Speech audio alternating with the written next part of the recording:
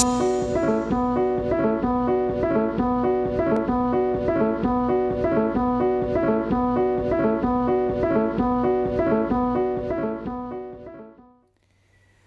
acquirement of nuclear weapons by Iran, if it happens, might strengthen the extremist forces in our region, might make it much more difficult to make peace with our neighbors, and change the balance of power in the Middle East, namely that Iran will become a much more important military force. Speaking about the current leadership and its extreme views, this is a danger, of course, that the threshold for using such weapons will be relatively low. So I would say that it's bad news for the region, it's bad news for the world, and it is bad news for Israel. At the moment that Iran acquires a nuclear weapon, you will see several developments. One, it's obvious, all the bad guys will walk taller, will be more daring, more aggressive, because they will have the Iranian backing, nuclear backing. All the moderates will be intimidated, will be more cautious, of course, cautious in dealing with Israel. So the chances for any Arab-Israeli rapprochement will diminish dramatically, but the other impact is very grave and very dangerous. Saudi Arabia, Egypt, and Turkey in a few years' time will acquire nuclear weapon as well. So we will see ourselves in a region where Israel is circled with 4 nuclear countries. I would say Iran and 3 Pakistans.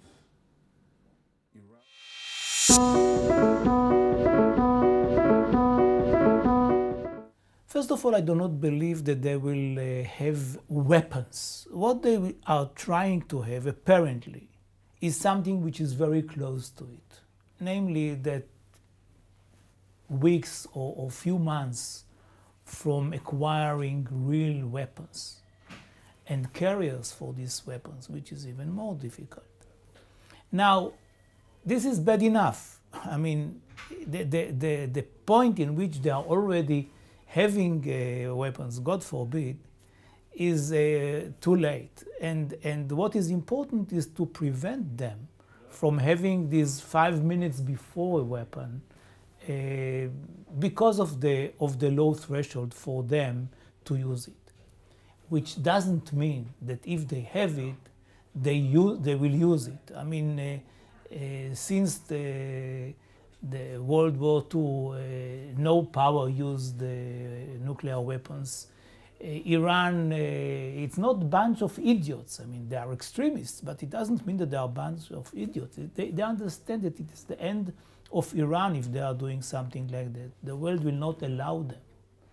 The problem is not using the weapons, but acquiring it, having it, and using it politically, not militarily. We can't rule out that the Iranians use nuclear weapon once they have it. It would be irresponsible on our part to toy with the illusion that yes, they have it, but they will not use it. The lessons of the Jewish people are different.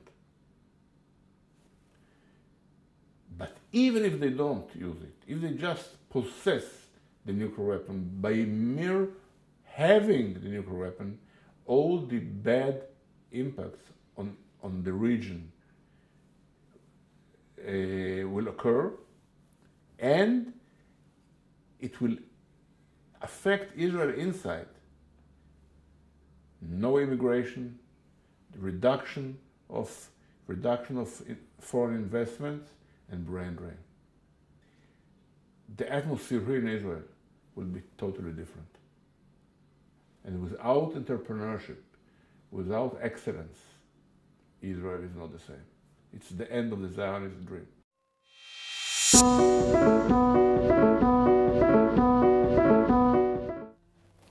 must admit that I don't understand exactly what is the Israel line. I really don't understand. Not that I'm criticizing him and I'm saying it cynically. I'm having your edition, the last one. What does it mean? I mean, nobody understood. Nobody. I did not understand it. What does it mean, this 90%? It is 90% uranium, it is 90% prospects. What is it? I mean, he was very happy that in all the front pages all over the world, this picture was shown.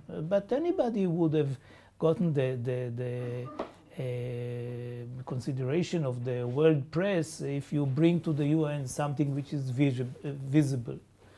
What is behind it?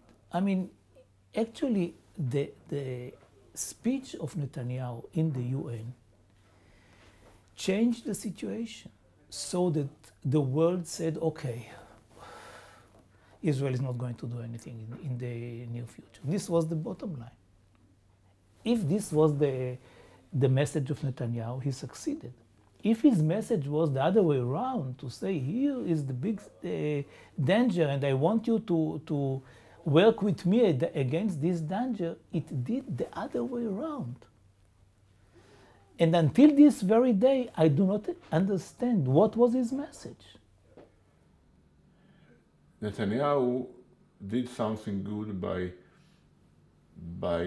ringing in this bell of alarm, and he succeeded to put the issue on the international agenda, but he committed a terrible mistake by alienating the Obama administration, and his reluctance to strike a deal between Israel and the United States, that Israel will be more flexible and more forthcoming with the Palestinians if the United States will be more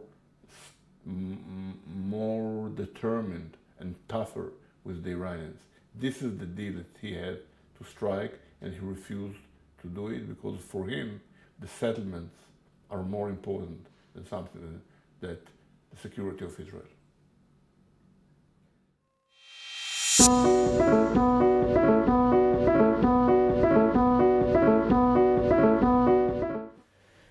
Israel has to coordinate its policy and activities with the United States. We are not in a position to work unilaterally, and I do not believe that Israel is going to do something unilaterally.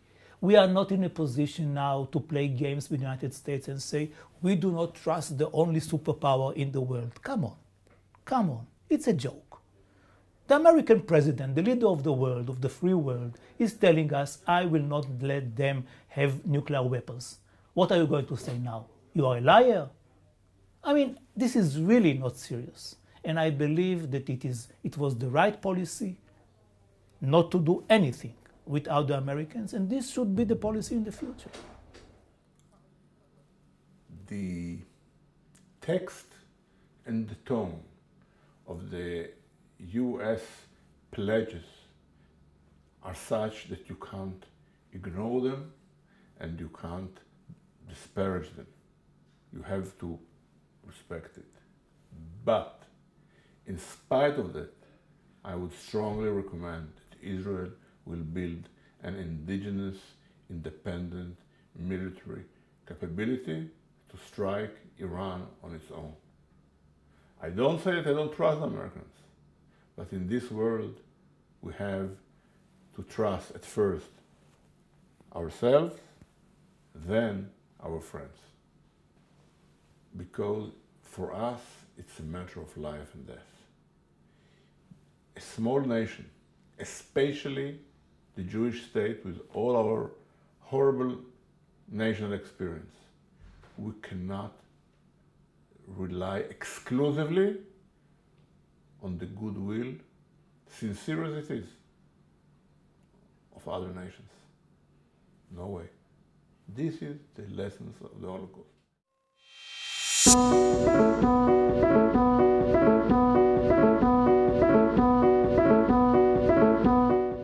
I think that it is a very artificial dilemma. The question is, what can we do? What should we do? And I'll tell you my view about it. We have to go for a deal, for a package deal. One is vis-a-vis the Palestinians. We have to do something. Just to say we have nothing, nobody to talk there, and we do not put any preconditions, but they are putting it, maybe right, maybe wrong, but it is irrelevant. We should do something proactively in order to talk to the Palestinians. We will contribute a lot to lower the tensions in the Middle East, and of course dealing with the excuse of the Iranians. On the other hand, the world should come to a conclusion that we have to deal with Syria and with Iran. Syria is important for Iran.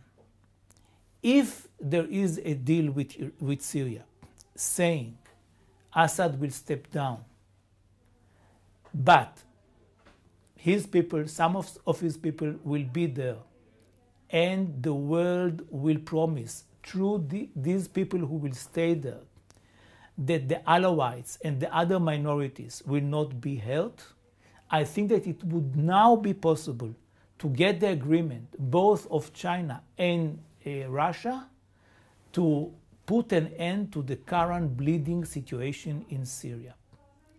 And parallel to it, to agree with the Iranians that they will have the right to enrich uranium to a level of not more than 5%, that the other uranium which has been enriched or they want to enrich will be dealt with by another country and then given to them back in another fashion, so that it will be used only for either for civil targets, mainly for energy.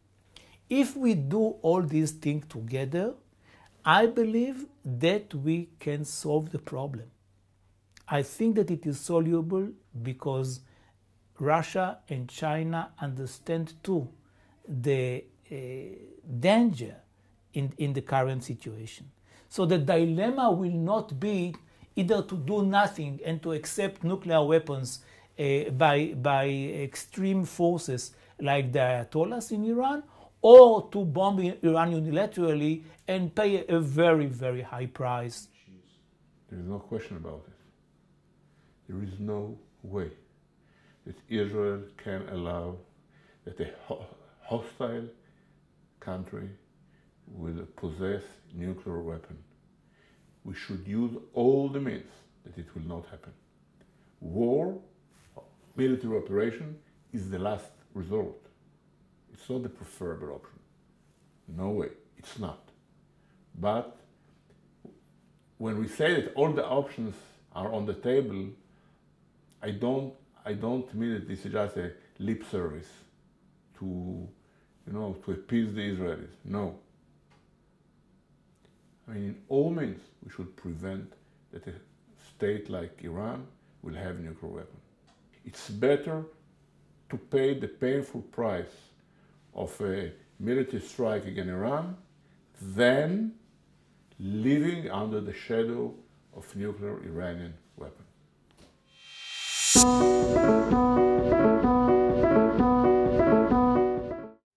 Coordinate with the Americans, don't do anything on your own, and push for a deal with the Iranians and the Syrians, which is good for Israel. The Israeli Prime Minister has to proceed in two parallel tracks. In the military one, to keep building the Israeli military option. Without a credible military option of Israel, the other nations will do nothing. Let us make it very, very clear. So one avenue is to build our military capacity. Simultaneously, parallelly, to build a strong alliance with the United States based on understanding of the US interest in the region and our interest. And it means to have a real progress, not just rhetoric with the Palestinians. So we have to build our